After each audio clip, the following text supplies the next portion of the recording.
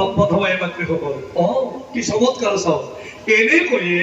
বিশ্বামিত্ৰ ঋষিৰ অভিষিক্ত পুত্ৰ কেইটা গৈ দ্ৰৌপদীৰ গৰ্ভত স্থিতি হৈ পাণ্ডৱৰ ঘৰত তেওঁলোক উপপাণ্ডৱ ৰূপে জন্ম লভিলে এতিয়া কাৰ ভাগৰ কোনটো হৈ জন্ম পালে পাণ্ডৱৰ ল'ৰাকেইটা অৰ্থাৎ দ্ৰৌপদীৰ ল'ৰাকেইটা নামকেইটা মনত ৰাখিব পিছত কেতিয়াবা আপোনালোকৰ কামত আহিব নজনাসকলৰ কাৰণে কৈছো এই যুধিষ্ঠিৰৰ প্ৰতিবিম্ব যুধিষ্ঠিৰৰ পুতেকৰ নাম আছে প্ৰতিবিম্ব এ ভীমৰ পুত্ৰ ভূতহম্প ভীমৰ পুতেকৰ নাম ভূতহম্প এনে ভীমৰ পুতেক আছিল দুটা এটা হৈছে হিড়িম্বৰ পুত্ৰ ঘটোৎকচ পিতৃ এজন মাতৃ বেলেগ বেলেগ হিড়িম্বই গৰ্ভৰ পৰা জন্ম পালে ঘটোৎকচ আকৌ দ্ৰৌপদীৰ গৰ্ভৰ পৰা ভীমৰ হৈ জন্ম পালে ভূতহম্প অৰ্জুনৰ পুত্ৰ শ্ৰুতকৃতি অৰ্জুনৰ ল'ৰাটোৰ নাম আছে শ্ৰুতকৃতি এনে অৰ্জুনৰ ল'ৰা আছে তিনিটা অভিমন্যু বভ্ৰুবাহন ইৰাবা তেওঁলোক পিতৃ এজন মাতৃ বেলেগ বেলেগ আছে প্ৰভু কৃষ্ণৰ ভগ্নী সুভদ্ৰাৰ গৰ্ভৰ পৰা জন্ম পালে অভিমন্যু আকৌ আমাৰ উত্তৰ পূৰ্বাঞ্চল বৰ্তমানৰ উত্তৰ পূৰ্বাঞ্চল সেই মণিপুৰত শিৱসাগৰৰ গৰ্ভৰ পৰা জন্ম পালে বভ্ৰুবাহন আকৌ পাতালত নাগৰজাৰ কন্যা উলুপিৰ গৰ্ভৰ পৰা জন্ম পালে ইৰাবা আকৌ এই দ্ৰৌপদীৰ ভাগৰ পৰা অৰ্জুনৰ হৈ জন্ম পালে শ্ৰুতকৃতি মানে অৰ্জুনৰ ল'ৰা চাৰিটা এই অৰ্জুনৰ পুত্ৰ শ্ৰুতকৃতি এই নকুলৰ শতানিক নকুলৰ পুতকৰ নাম শতানি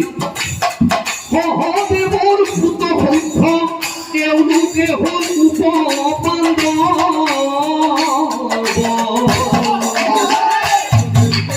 প্ৰতিবিম্ব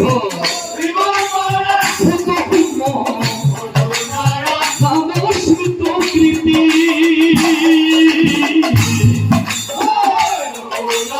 শতানিক পুতসংখ্য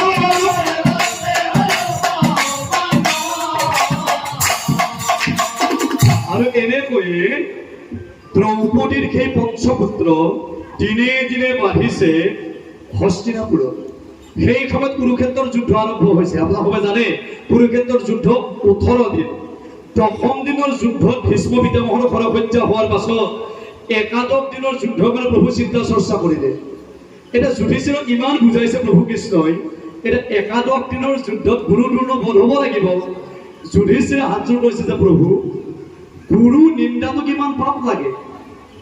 গুৰুকটো দেখাকে ক'লেতো পাপ লাগিবই নেদেখাকে সমালোচনা কৰিলে আৰু পাপ লাগে আৰু গুৰু বধৰ কথা বাপৰে বাপ মইতো ভাবিবই নোৱাৰো গতিকে যুদ্ধ আজিৰ পৰা অৱসাদ কৰাই দিয়ক মানে দশম দিনৰ যুদ্ধ ভীষ্মৰ খৰহত্যা হ'ল আৰু যুধিষ্ঠিৰে যুদ্ধ নকৰিবলৈ হাত দাঙি দিলে এতিয়া প্ৰভু কৃষ্ণই চিন্তা কৰিলে যদি যুদ্ধ নহয় ধৰ্ম সংস্থাপন কৰিব নোৱাৰিব প্ৰভু কথা চিন্তা চৰ্চা কৰি গুৰু দ্ৰোণ বধকে তেওঁ এনেকুৱা এখন জাল পাতি দিলে সেই সময়ত কুৰুক্ষেত্ৰৰ যুদ্ধ অশ্বস্থমা নামৰ এটা মতাংগ হাতী তাত অৱতীৰ্ণ হৈছিল গতিকে ভীমৰ হতুৱাই সেই অশ্বস্থমা নামৰ হাতীটো বধ কৰিছে যুধিষ্ঠিৰৰ হতুৱাই কোৱাই দিছে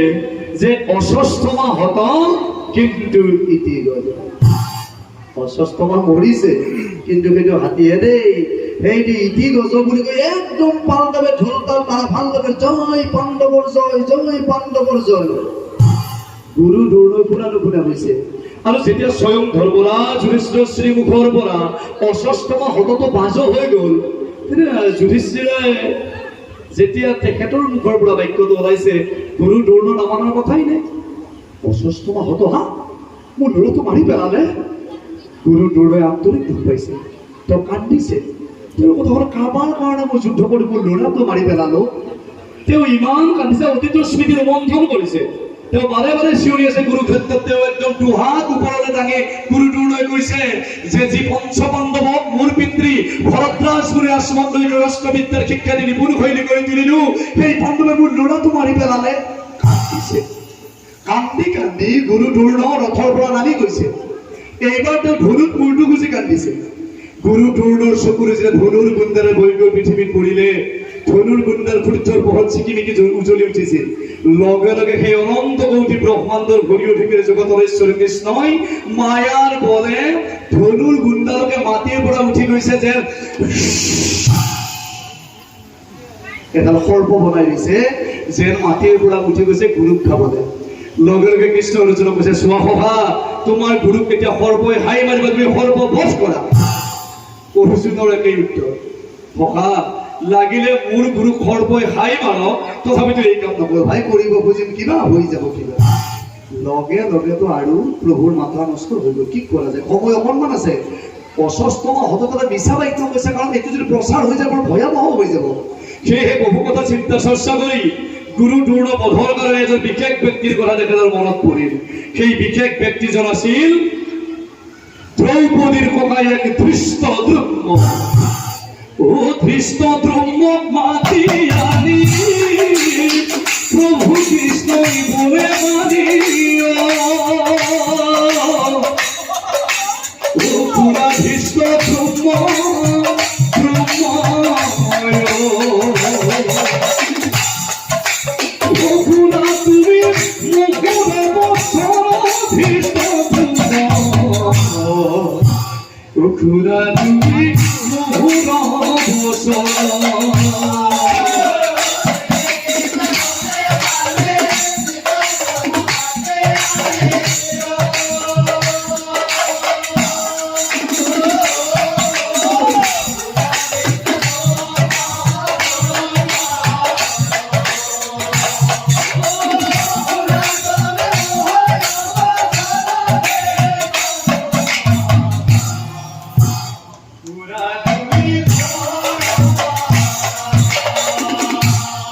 এটা চাও,